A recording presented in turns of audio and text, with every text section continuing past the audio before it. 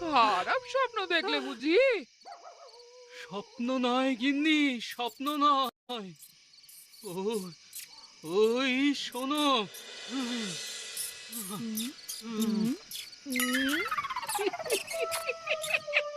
ভূত নয়, ভূত নয়, ইঁদুর। এই হুশ হুশ, যা যা যা যা যা যা যা। ছ্যা, ছ্যা, ছ্যা, ছ্যা, ছ্যা, ছ্যা। যে কিনা নিজের বুদ্ধির জোরে রাজ্য জয় করে বেড়ায়, সে কিনা ভূত ভয় পায়। ভূত নয়, ভূত নয়। আমি ওই ভয়কেই খুব ভয় করি। আর মান সম্মান সে তো বিয়ের পর থেকেই আর আস্ত নেই। কে বললে? এই না মানে ইঁদুর গুলো আমার মান সম্মানটাও কেটে নিয়ে চলে গেছে। যত সব। আহ, আহ।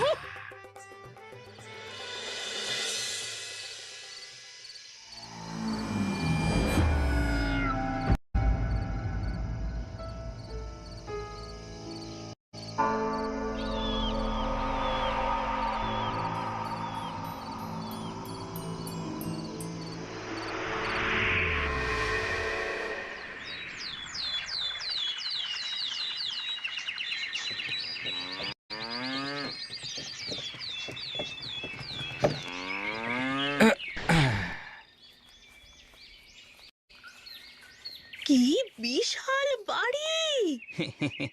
অনেক খুঁজে এই পুরনো জমিদার বাড়িটা জলের দরে কিনেছি। শুনেছি এই সপ্তপুরের জমিদার এককালে তার স্ত্রী আর ছেলেকে নিয়ে এইখানেই থাকতো। তারপর কি? তারপর নাকি রাতারাতি স্ত্রী আর ছেলে নিরুদ্দেশ হয়ে যায়। সেই শোকে কয়েকদিনের মধ্যে জমিদারও নাকি চলে যান। আর তারপর থেকে এই বাড়িটা পড়েই আছে। ও, চলো এবার ভেতরে যাওয়া যাক। হ্যাঁ হ্যাঁ, তাই চলো, তাই চলো। হ্যাঁ, হ্যাঁ হ্যাঁ।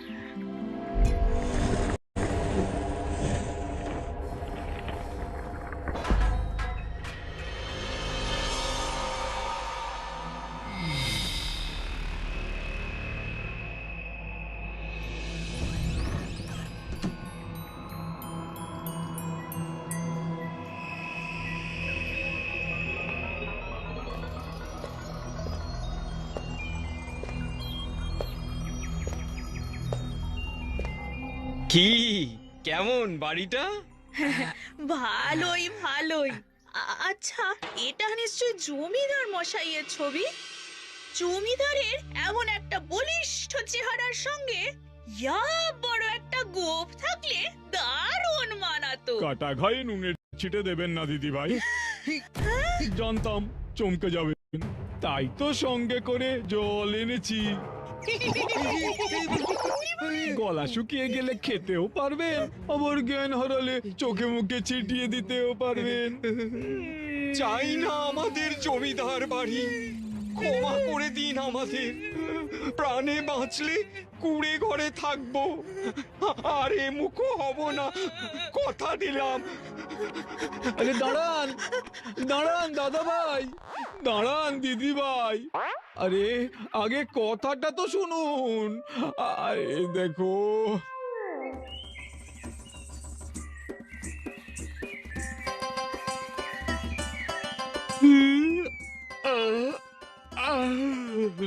এই গোপাল, খালি খালি হাই তুলো না তো।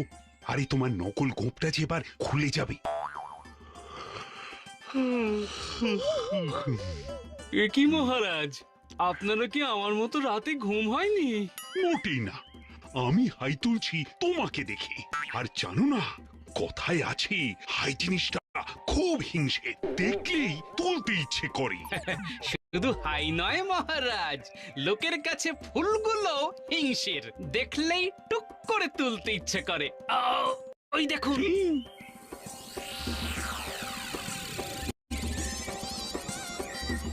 তবে রে, এই যে আজ একেবারে হাতে নাতে ধরেছি।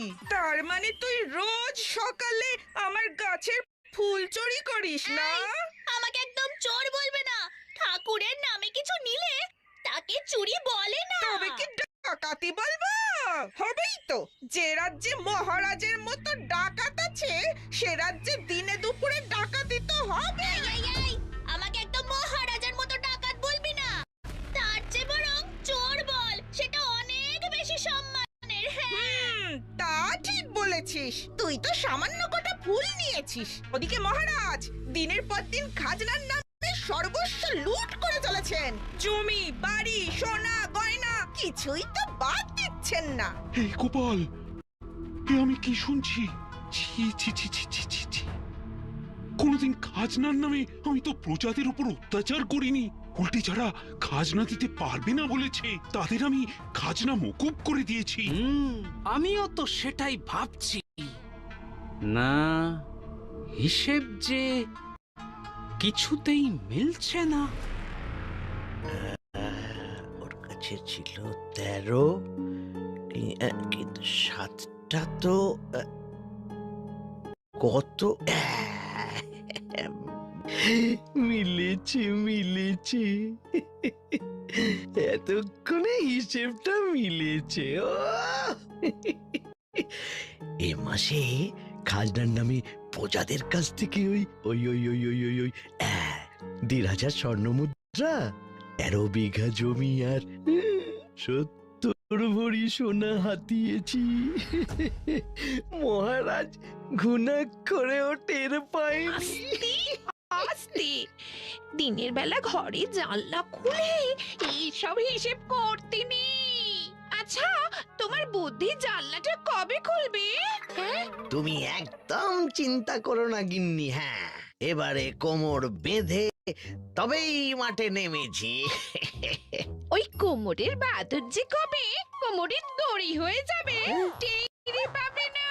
যতদিন এই রাজ্যে গোপাল ভাঁড় আছে, ততদিন তোমাকে নিয়ে আমার দুশ্চিন্তা শেষ নেই বাবা। আর দুশ্চিন্তা করতে হবে না। অনেক ভেবে চিনতে সব ঘুঁটি সাজিয়েছি। এই রাজা খারাপ রাজা, আমরা কেউ ভালো নেই। এমন রাজা চাই না আমাদের।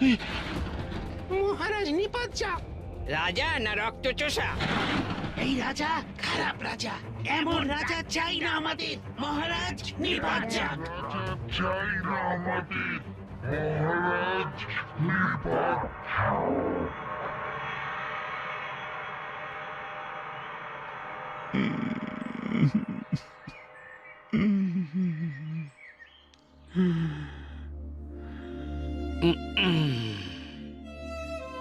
মন খারাপ করবেন না মহারাজ, চলুন এবারে প্রাসাদে ফিরে চলুন।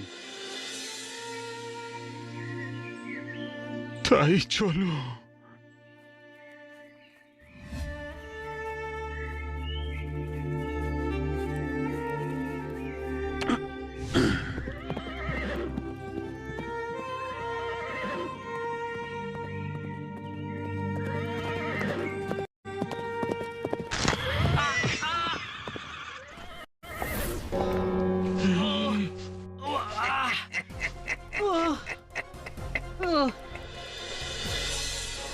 মহারাজ, আপনি পালিয়ে যান, এরা ডাকাত, আপনাকেও ছেড়ে কথা বলবে না।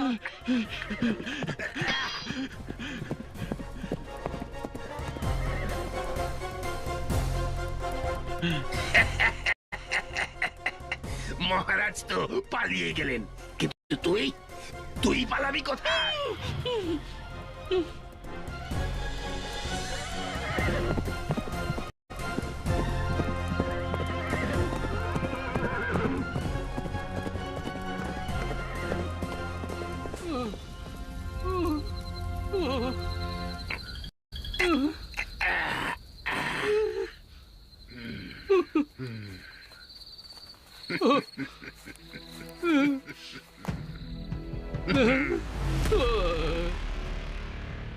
এসে গেছি প্রায়।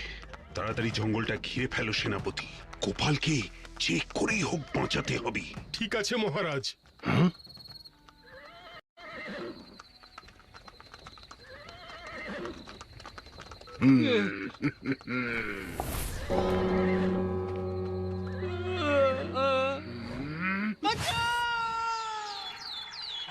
আওয়াজটা ওই দিক থেকে এলো মহারাজ। চলো।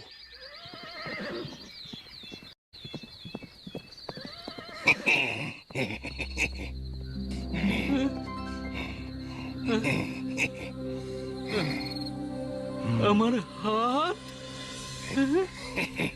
গুরু সব ঠিক আছে তো? ঘুম হলো? গুরু, কে আপনি? এই দেখো গুরু, তুই যেমনটা বলেছিলে তেমনটাই করেছি। বাচ্চা, বুড়ো, বিকিনি, মহাজন, কাউকে বাদ দিইনি। যার বাড়িতে যা পেয়েছি সব তুলে নিয়ে এসেছি। বলছি গুরু, আমাদের এবার একটু বেশি করে ভাগ দিও। মানছি যে ডাকাতির পুরো পরিকল্পনাটাই তোমার, কিন্তু কাজটা তো মাঠে নেমে আমরাই করেছি। গোপাল বিশ্বাসঘাতক! না না না না, সবাইকে গ্রেপ্তার করো। গোপাল কেউ ছাড়বে না। মহারাজ।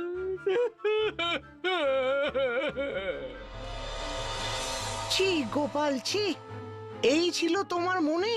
মহারাজ, আমি বলি কি, এই গোপালকে কারাগারে ঢুকিয়ে তালা দিয়ে চাবিটা সমুদ্রের জলে ফেলে দিন, যাতে বিশ্বাসঘাতকটা জীবনে কোনোদিনও আর বাইরে বেরোতে না পারে। না, কারাগার হোক কি খোলা আকাশের নিচে, এই রাজ্যের মাটিতে গোপালের কোনো অস্তিত্ব আমি রাখবো না। আমি ডাকাত দলকে আজীবন কারাবাস দিলাম, আর গোপালকে পরিবার সমেত রাজ্য ছাড়া করলাম। এটাই আমার আদেশ।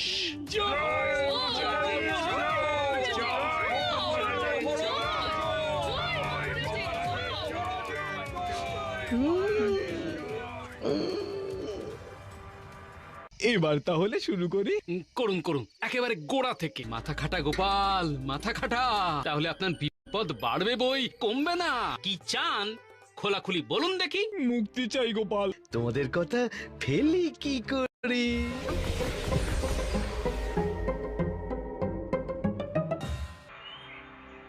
বেশ হয়েছে, এবার দেখবি অন্য রাজ্যে গিয়ে লোক ঠকিয়ে খাবে। আমার তো বাপু প্রথম থেকেই ওই গোপাল দাদাকে সুবিধের লোক বলে মনে হতো না।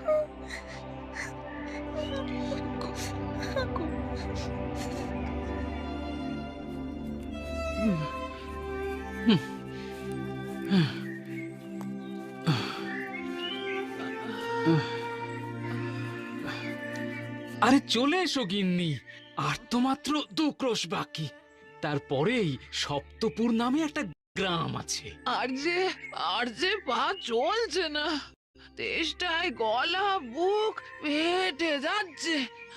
আহা, ভারী শরীরে একটু তেষ্টা তো পাবেই। মজা, এত কিছুর পরেও মজা আসে কোথা থেকে? চলো চলো।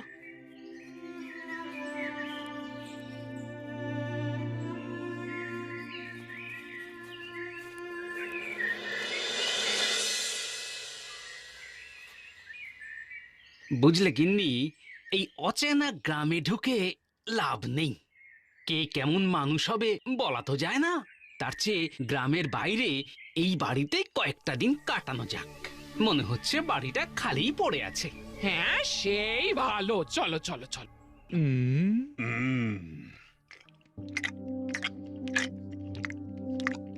কি হলো রানী, মুখটা অমন বাংলার পাঁচের মতো করে রেখেছো কেন? গোপালকে শাস্তি দেবার আগে একবার ঠান্ডা মাথায় বিবেচনা করে দেখলে ভালো করতেন নাকি?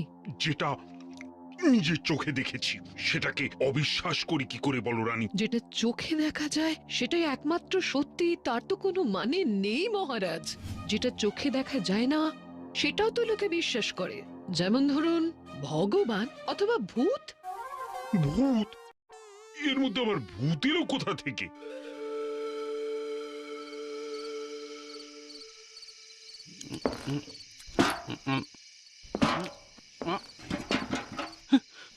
এসেছে এসেছে, এর মধ্যে ভূত এসেছে গিন্নি।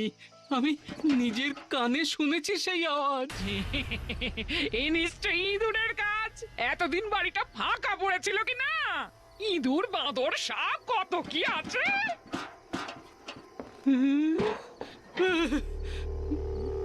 গিন্নি, এ তো যে সেই দূর নয়, একেবারে গেছই দূর।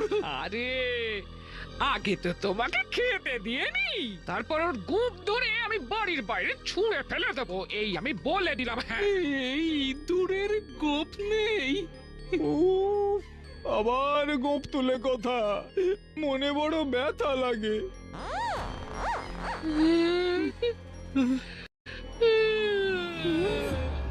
মাগো, বাঁচাও! সত্যি সত্যি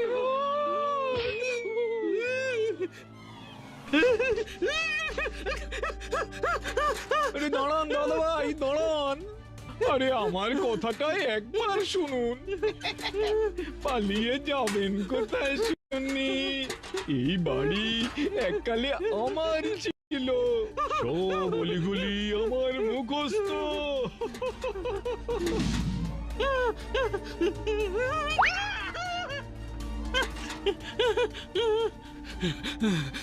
ভূতের সঙ্গে গায়ের জোরে পেরে উঠবো না। মাথা খাটা গোপাল, মাথা খাটা। আ, আ, আ, আ, আ, আ, আ, আ।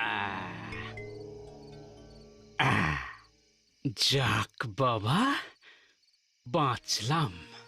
আমার কাজ শেষ। কাজ? কিসের কাজ? এতদিনের পুরনো ভূত মরচে ধরা হাড় ঘষা লেগে কেমন ক্যাচ ক্যাচ আওয়াজ হচ্ছে। আমার আবার অমন আওয়াজে কাঁচা ঘুম ভেঙে যায়।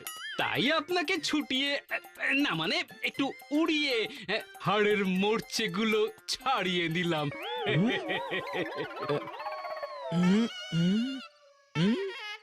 এই এই সত্যি তো? আর তো আওয়াজ হচ্ছে না। এই তুমি কি কবিরাজ? আগে না, আমি গোপাল ভাঁড়। হ্যাঁ?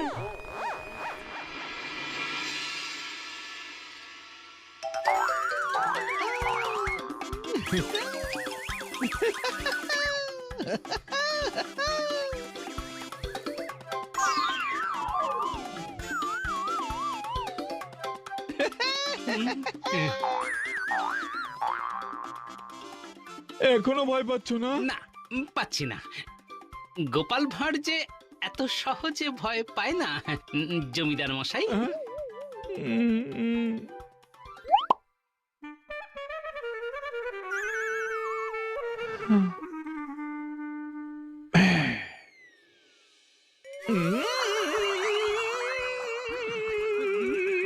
এরকম করবেন না জমিদার মশাই, মাথার প্যাঁচ খুলে যাবে যে। এই দেখো, খুলে গেছে।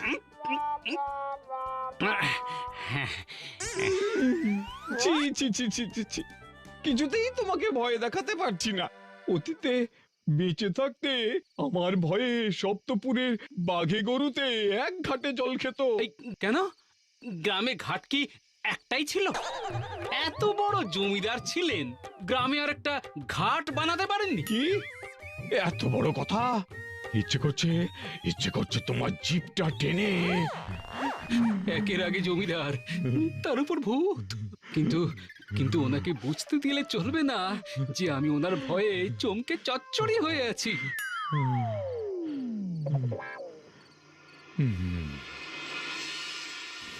থাক থাক, জীবনটাও গেছে, জমিদারিও গেছে, ছেলে বউও গেছে, মেজাজটা রেখে আর কি করব? আমাকে ভয় দেখিয়ে কি লাভ শুনি? ভয়ের চোটে যদি আমার আত্মারাম একবার খাঁচা ছাড়া হয়, তাহলে আপনার বিপদ বাড়বে বই কমবে না। বিপদ? কিসের বিপদ?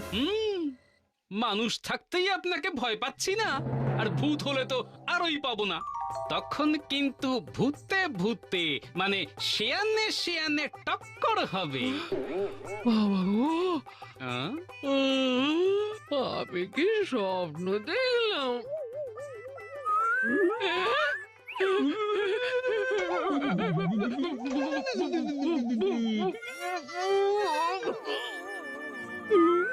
বোঝো কাণ্ড, বেচারি গিন্নি আমার ঠিক করে 3 বার ভূত ভূত পর্যন্ত বলতে পারলো না, 2.5 বার বলেই আবার শুয়ে পড়লো। এতদিনে অনেক মানুষ আমাকে দেখে জ্ঞান হারিয়েছে, একমাত্র তোমাকে দেখলাম আমার সামনে গলা তুলে কথা বলছো। হ্যাঁ, কারণ আমি গলা দিয়ে নয় মাথা দিয়ে কথা বলি। আপনার থেকে আরো অনেক ভয়ঙ্কর জীবের সঙ্গে এই জীবনে আমার দেখা হয়েছে, তারা কেউ আমার সঙ্গে বুদ্ধির জোরে পেরে ওঠেনি। আপনিও পারবেন না, তাই খামোখা ভয় না দেখিয়ে কি চান খোলাখুলি বলুন দেখি। মুক্তি চাই গোপাল, মুক্তি। তুমি সাহসী, মনে হয় বুদ্ধিমানও, তাই হয়তো তুমিই পারবে আমাকে মুক্তি দিতে। মুক্তি যেন ভোলা ময়রার দোকানের সন্দেশ, গেলাম আর কিনে নিয়ে এলাম। আরে কিসে মুক্তি, কিভাবে মুক্তি, কেন মুক্তি এসব না জানলে আপনাকে সাহায্য করব কিভাবে? বলছি সব বলছি, সব। সত্যি এইভাবে আর কতদিন চলতে পারে? আমি কত করে মহারাজকে বললাম প্রজাদের ওপর থেকে খাজনার চাপ কমিয়ে দিন, মহারাজ আমার কথা কানেই তুলছেন না। তাহলে এখন কি উপায় মন্ত্রী মশাই? সোজা আঙুলে ঘি না উঠলে কি করতে হয় জানা আছে? আজকে মন্ত্রী মশাই আঙ্গুল বাঁকাতে হয়। না, তাতেও হবে না। এবার তোমাদের ঘিয়ের পাত্রের নিচে আগুন জ্বালাতে হবে, দেখবে সব ঠিক হয়ে গেছে। তারপর যতটা চাই গরম ভাতে ঢেলে নাও। এবার কৃষ্ণনগর রাজ্যে আগুন জ্বালাবো আমরাই, ওই বদমাইশ রাজাকে সেই আগুনে পুড়িয়ে মারব। তাহলেই আমাদের মুক্তি। বেশ বেশ, আমি তোমাদের পাশেই আছি। না না না না, শুধু পাশে থাকলে চলবে না, আপনাকে সামনে থাকতে হবে। আপনি আমাদের দুঃখের দিনে সবার আগে এগিয়ে এসেছেন। আমরা আপনাকে পরবর্তী রাজা হিসেবে দেখতে চাই। এটাই তো শুনতে চাইছিলাম। বলছি, এত করে যখন বলছো তখন তোমাদের কথা ফেলি কি করি? জয় মন্ত্রী মশাই জয়, জয় মন্ত্রী মশাই জয়, জয় মন্ত্রী মশাই জয়, জয় মন্ত্রী মশাই জয়।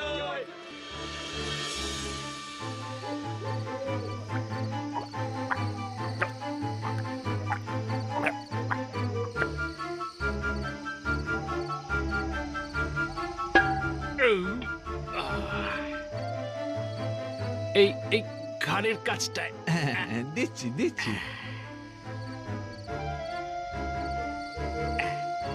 শুধু মোটকে দেবেন না জমিদার মশাই, তাহলেই হবে। না না, তোমার ঘাড় মটকালে আমার গল্প কে শুনবে? এবার তাহলে শুরু করি। হ্যাঁ, করুন করুন, একেবারে গোড়া থেকে। সেই এক সময় ছিল, আজ থেকে প্রায় 150 বছর আগের কথা। সপ্তপুরের জমিদার হিসেবে আমার তখন অনেক নাম ডাক।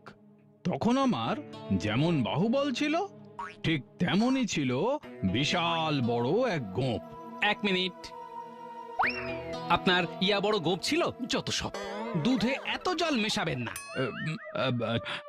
আচ্ছা ঠিক আছে, ইয়া বড় ছিল না, তবে গোঁপ তো ছিল।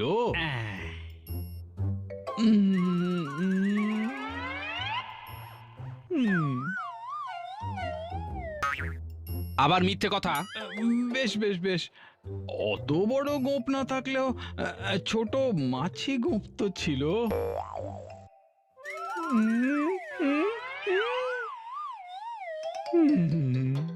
ধ্যাৎ, যেন বাজার থেকে দরদাম করে সবজি কিনছি। এই, সত্যি কথা না বললে কিন্তু আমি আপনার গল্পই শুনবো না।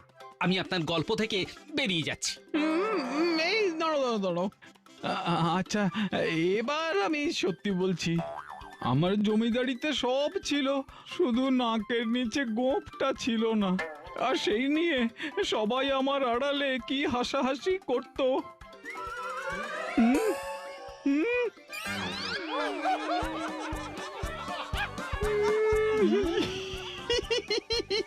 এই জমিদারের গোপ নেই।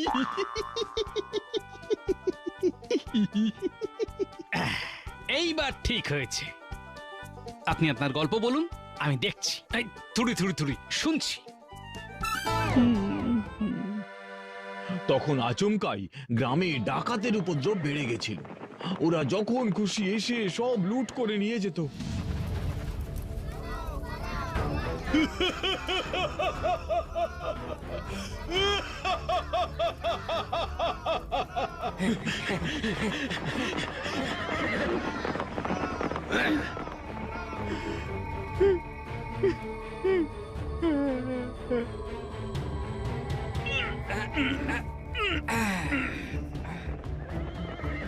ঠিক সেই কারণেই ঠিক করেছিলাম আমার সমস্ত ধন সম্পত্তি বাঁচানোর জন্য এই বাড়িতে এমন একটা গুপ্তঘর বানাবো যেখানে ডাকাত কেন হাওয়াও গলতে পারবে না। ব্যাস, যেমন ভাবা তেমন কাজ। 1 মাসের মধ্যেই বুড়ো ফকির আমার অনুরোধে এমন একটা ঘর বানিয়ে দিলেন। ডাকাতদের শক্তির জোর আছে, কিন্তু বুদ্ধির জোর অতটা নেই। সেটা ভেবেই বুড়ো ফকির দরজা খোলার জন্য এমন তালা লাগালেন যেটা বুদ্ধির জোর ছাড়া একেবারেই খোলা সম্ভব নয়। মহারাজের চাই সাজা। তাই আজ থেকে আমি নতুন রাজা।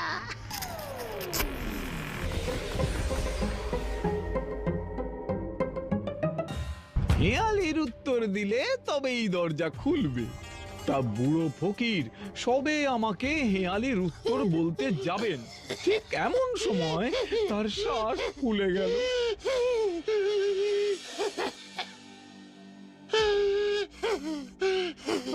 আমি কুল কিনারা খুঁজে না পেয়ে বুড়ো ফকিরকে কোলে তুলে ছুটলাম কবিরাজের কাছে। আর তার মধ্যেই ঘটে গেল আর একটা ঘটনা।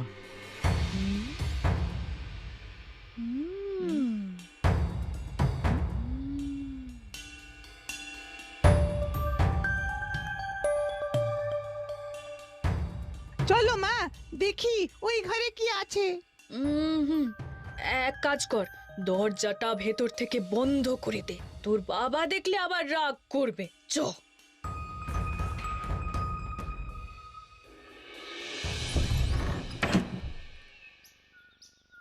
অনেক চেষ্টা করেও সেই বুড়ো ফকিরকে বাঁচাতে পারলাম না। সেই দরজা খোলার সংকেত আমার আর জানা হলো না।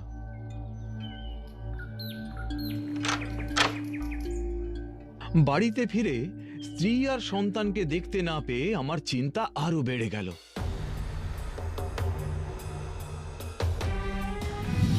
মনে মনে যেটা সন্দেহ করছিলাম সেটাই যে সত্যি হবে কে জানতো।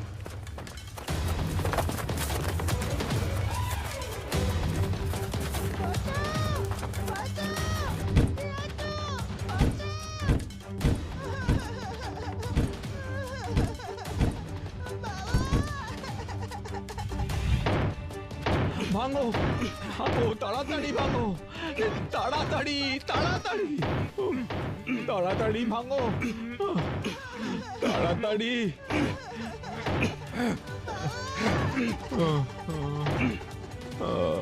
স্ত্রী আর সন্তানের সুখে কয়েকদিনের মধ্যেই ওই দরজার সামনে বসে আমিও শেষ নিঃশ্বাস ত্যাগ করলাম।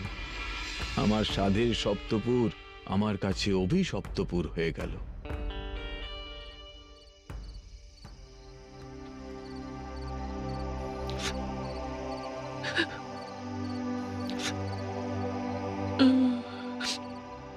ভেবেছিলাম ভূত হয়ে ওই দরজার ফাঁক দিয়ে ঘরের ভেতরে ঢুকতে পারবো, কিন্তু বুড়ো ফকির যে হাওয়া গলার জায়গাটা পর্যন্ত রাখেননি। যতক্ষণ না ওই বদ্ধ ঘর থেকে আমার স্ত্রী আর সন্তানের আত্মা মুক্তি পাচ্ছে, ততক্ষণ আমার আত্মা কিছুতেই এই বাড়ি থেকে বেরোতে চাইছে না। দয়া করে ওই দরজা খুলে আমাদের তিনজনকে মুক্তি দাও গোপাল, মুক্তি। যেখানে শক্তি হেরে যায় সেখানে বুদ্ধির জয় হবেই। আপনার যেমন শরীরের থেকে আত্মা আলাদা হয়ে গেছে, আমারও খানিকটা তাই হয়েছে। শরীরটা আমার সপ্তপুরে পড়ে থাকলেও মনটা যে আমার কৃষ্ণনগরেই পড়ে আছে।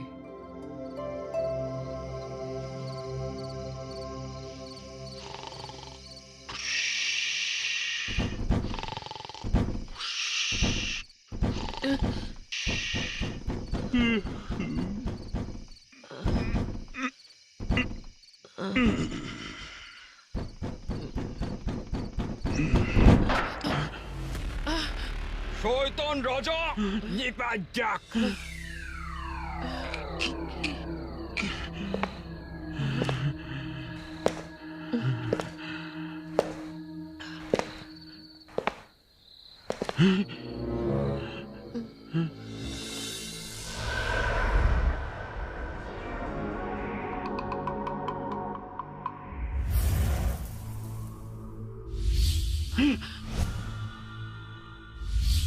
মন্ত্রী, মহারাজের চাই সাজা।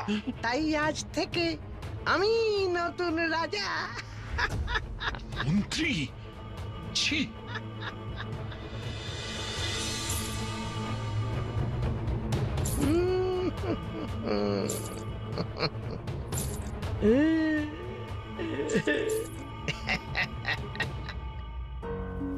এমন কাউকে নিয়ে এসো যে 100-এর তুলো তুলতে পারে না, কিন্তু 10-এর লোহা তুলতে পারে সহজেই।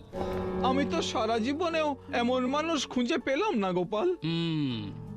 বুড়ো ফকিরের মাথাটা একেবারেই বুড়ো নয়। আচ্ছা, হেয়ালির জাল বুনেছেন উনি। এমন কেউ যে 100-এর তুলো তুলতে পারে না, কিন্তু 10-এর লোহা তুলতে পারে। 100-এর তুলো তো 10-এর লোহার তুলনায় হালকা, তাহলে কেন তুলতে পারে না? আমার আবার ওই খালি পেটে না মাথাটা ঠিক কাজ করে না। কি বলছো? যাই, ময়রার কাছ থেকে কিছু খেয়ে আসি, গিন্নির জন্য কিছু নিয়ে আসি। আপনার তো আর এসবের বালাই নেই।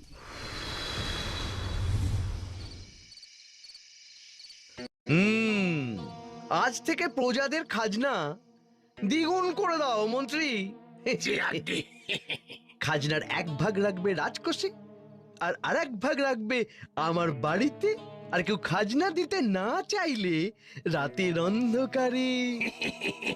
বুঝে গেছি মহারাজ, বুঝে গেছি। ওই কাজটা আমরা ভালোই পারি।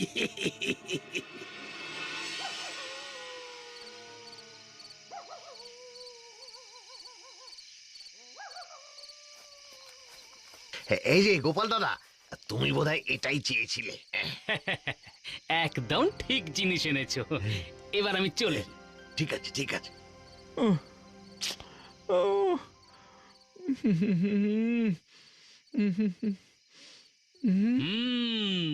জমিদার মশাই, এটাই হলো হেয়ালির উত্তর, চুম্বক। এটা চাইলেই 10-এর লোহা তুলতে পারে, কিন্তু 100-এর তুলো তুলতে পারে না।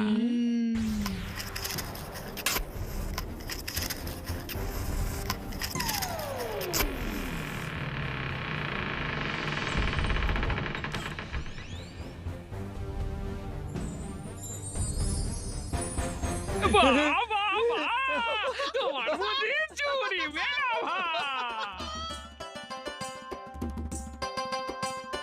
বাবা গো বাবা, একটা নয়, এখন আবার 3টে। ধন্যবাদ আমাদের আত্মার মুক্তি দেওয়ার জন্য। এবার আমরা আসি বাবা, আপনিও চলুন। হ্যাঁ,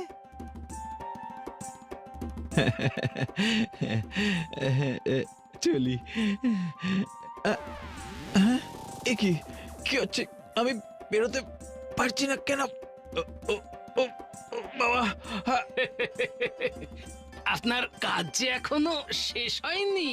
ছেলে বউকে মুক্তি দিয়ে আপনাকে ঋণী করেছি যে। শুনেছি ভূতেরা ঋণ শোধ না করলে মুক্তি পায় না। হ্যাঁ, এতদিন পর ছেলে বউকে পেয়েও ওদের সাথে যেতে পারবো না। নিশ্চয়ই যাবেন, নিশ্চয়ই যাবেন, তবে আমার একটা ছোট্ট কাজ করে দিয়ে।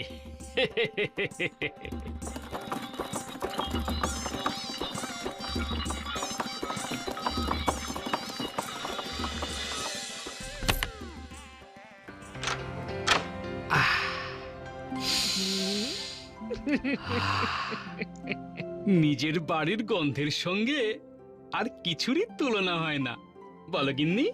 আমাদের স্বাদের বাড়ি, এই বাড়ি ছেড়ে আর যেতে চাই না গো। ঘরের ছেলে বউ ঘরে ফিরেছে, এবার পালা এই বুদ্ধির জোরে গোপালের ভবিষ্যৎ বদলানো।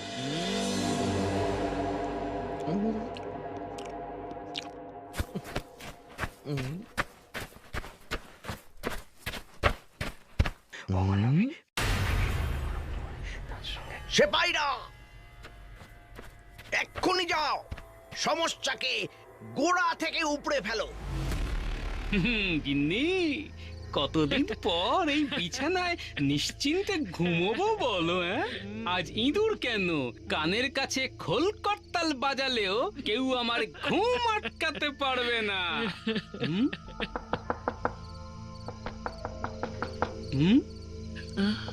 এত রাতে আবার কে এলো?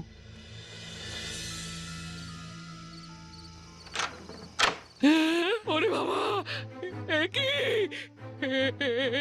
কি কাণ্ড! দেখো দেখো।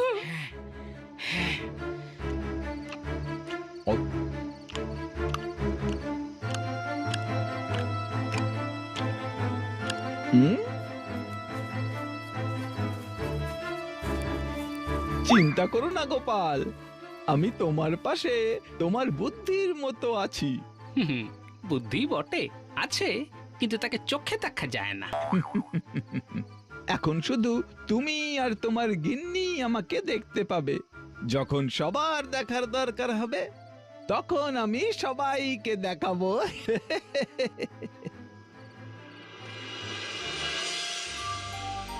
ভেবেছিলাম তোমার মুখ আর আমাকে কোনোদিন দেখতে হবে না গোপাল, কিন্তু তোমার নিয়তি তোমাকে আবার এই রাজ্যে টেনে এনেছে দেখছি। ইতিহাস সাক্ষী আছে, মন্ত্রী মশাইয়ের সঙ্গে এই গোপালের পাল্লা সব সময় ভারী থাকে। থাকে নয়, বলো থাকতো। এখন এই মন্ত্রী হয়েছে রাজা, কাল তোমার সাজা। দুটোই মনে থাকে যেন।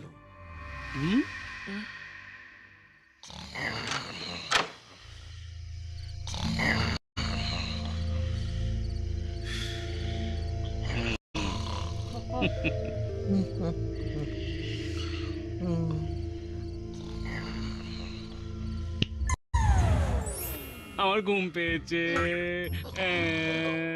আমি কারাগারে ঘুমাবো না, আমি এখানেই ঘুমাবো।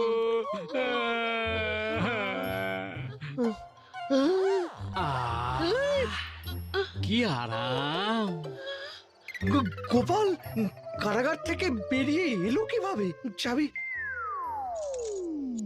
চাবি তো আমার কাছে। তোমাকে বলেছিলাম গোপাল কিন্তু সুবিধের লোক নয়, এই বুদ্ধির জোরে তোমার থেকে অনেক এগিয়ে। আমি এখানেই ঘুমাবো, কারাগারের বিছানাটা যে বড্ড শক্ত। তুমি বেরিয়ে এলে কিভাবে? এতদিন খাইনি কিনা, তাই শুকিয়ে গেছি। তাই তো একটু কসরত করতেই গরাদের ফাঁক দিয়ে গলে গেলাম। গলাচ্ছি তোমাকে। সেপাই, এই সেপাই, ধরো ধরো, গোপালকে ধরো বলছি, ধরো। চু kit kit kit kit kit kit kit kit kit kit kit kit kit kit.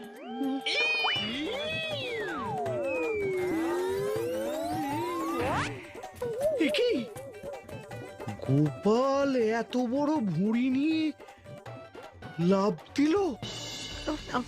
যাকে যাক, কারাগারের প্রহরীরা কি এখনো বসে বসে মাছি মারছে? আজ আজ সবকটার গর্দান নেব।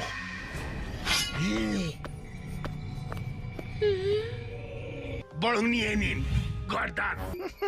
গোপালের গর্দানটা নাও। জয় মহারাজের জয়। জয়ধ্বনি পরে দেবে, আগে বলো গোপাল কোথায়? কেন? যেখানে ছিল এই যে। হুম?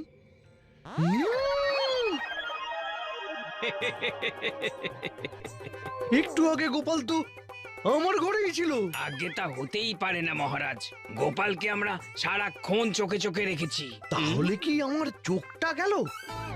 না, এখন গিয়ে আর একটু ঘুমোই, কাল সকালে বাকিটা হবে। ধন্যবাদ জমিদার মশাই, তাহলে বাকিটা কাল সকালেই হোক। গোপালের শাস্তি চাই, শাস্তি চাই। হ্যাঁ, গোপালকে শাস্তি দিতেই হবে। দেব শাস্তি দেব বলেই তো বিচার সভায় গোপালকে নিয়ে এলাম।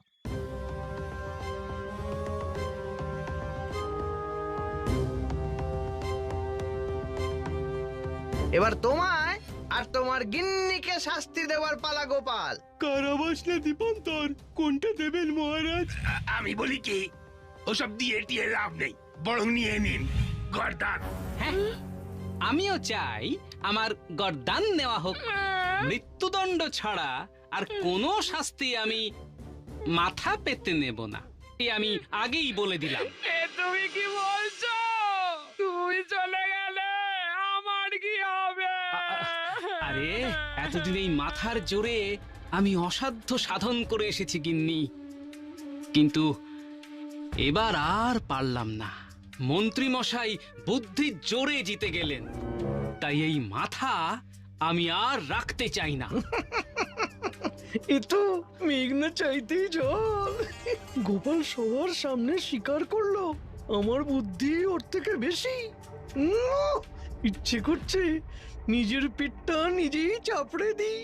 তাই একটিবার আমি আমার মাথা নতুন মহারাজের মাথার সঙ্গে ঠুকে নিতে চাই। এমন বুদ্ধিমান মাথা একটিবার স্পর্শ করব না, তাকে হয় চলে যাওয়ার আগে ধরে নিন, এটাই আমার শেষ ইচ্ছে মহারাজ। দেখলে গিন্নি, দেখলে? এতদিন তো আমার মাথা নিয়ে কত কটু কথা শুনিয়েছ। আজ গোপালও আমার মাথা ছুঁতে চায়। সবার সামনে প্রমাণ হয়ে গেল যে বুদ্ধির জোর আমার কতটা। আর বেশি নেচো না তো, তাড়াতাড়ি গোপালের গর্দানটা নাও। তুই চুপ করে তো। আরে আগে এই মুহূর্তটা একটু উপভোগ করতে দাও। ওর শেষ ইচ্ছে আমি মেনে নিলাম, তবে আস্তে মাথাটুকু গোপাল, না হলে যে শিং গজাবে।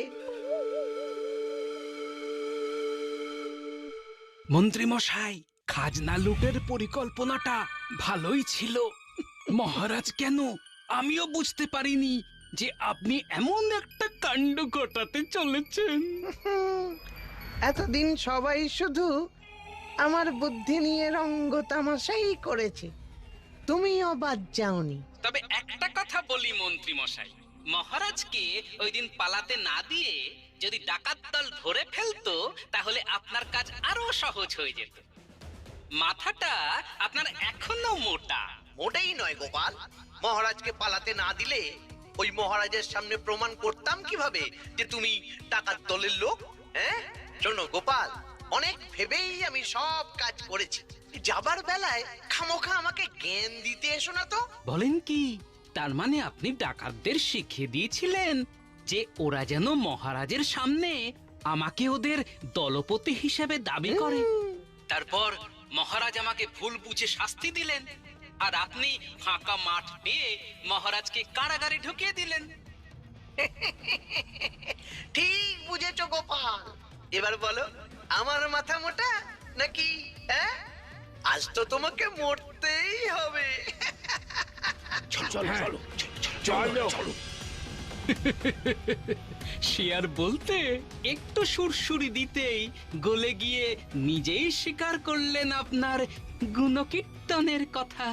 প্রথমে মহারাজের নামে রাজ্যের প্রজাদের খাজনা লুট করেছেন, তারপর মহারাজের সামনে আমাকে অপরাধী বানিয়ে শাস্তি দিয়েছেন, আর সব শেষে মহারাজকে বন্দি করে নিজে রাজা হয়েছেন। আমরা সব শুনেছি। ওই ষড়যন্ত্রী মন্ত্রীর শাস্তি চাই, শাস্তি চাই, শাস্তি চাই, শাস্তি চাই। এবার তুমি কি করবে? সবাই সবটা জেনে গেল কি করে? সে পরে দেখবো। আগে আগে গোপালকে কার গর্দান আগে নেবেন মন্ত্রী মশাই? আমার নাকি আমারটাই আগে নিতে হবে? কিন্তু না, আমারটাই আগে নিতে হবে, এটা আমার আবদার। বাবারি বাবা, পালা পালা, এ তো গোপালের ভূত, একটা নয় দুটো গোপাল। পালা পালা পালা পালা।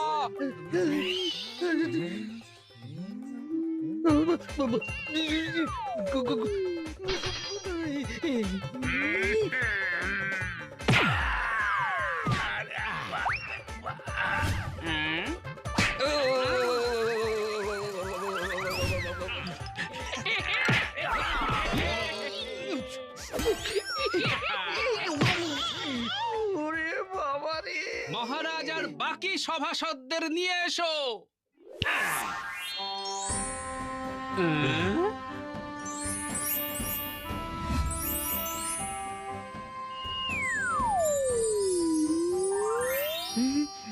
জয় মহারাজের জয়। সবাই বলো জয় মহারাজের জয়, জয় মহারাজের জয়। গোপাল, এবার আমি আমার কর্তব্য পালন করব। আপনার জন্য একটা উপহার আছে। দুঃখিত আমার রাজ্যের প্রজারা, আমি ঘুণাক্ষরেও টের পাইনি। আমার আড়ালে মন্ত্রী এমন একটা ষড়যন্ত্র করে তোমাদের লুট করেছে। আমি এর জন্য ক্ষমা প্রার্থী। আমাদেরও আপনি ক্ষমা করে দেবেন মহারাজ। হ্যাঁ মহারাজ, আমরাও আপনাকে ভুল বুঝেছি। গোপাল, পারলে তুমি আর তোমার গিন্নিও আমাকে ক্ষমা করে দিও। ঘরের লোকের কাছে ক্ষমাও চাইতে নেই, ধন্যবাদও বলতে নেই। এটা আমার কর্তব্য মহারাজ, আমি পালন করেছি। এবার আমি আমার কর্তব্য পালন করব। সস্ত্রীক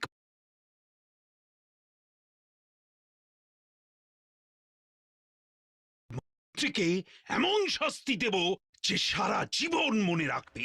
আগে আমার মাথায় একটা ভালো শাস্তি এসেছে মহারাজ। কৃষ্ণনগর থেকে 28 ক্রোশ দূরে একটা জমিদার বাড়ি আছে।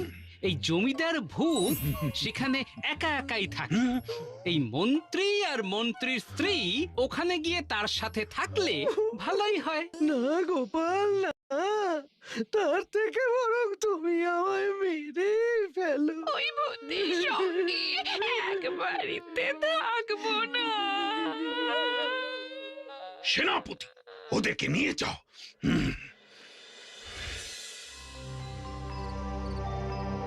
ধন্যবাদ গোপাল, তুমি না থাকলে আমাকে সারা জীবন ভূত হয়ে এই বাড়িতেই থেকে যেতে হতো। আর আপনি না থাকলে আমাকে সারা জীবন বিশ্বাসঘাতক হয়ে আপনার গোফের গল্প শুনে যেতে হতো। হ্যাঁ, দাঁড়ান, আপনার জন্য একটা উপহার আছে। এই নিন। এটা আপনার নাকের নিচে লাগিয়ে নিয়ে আপনার স্ত্রী আর সন্তানের কাছে ফিরে যান। ওরা আপনার জন্য অপেক্ষা করছে সেই 150 বছর ধরে। গোপাল, এটা শুধু গোপ নয়, এ আমার জীবন। তুমি আমাকে নতুন জীবন দিলে, ধন্যবাদ।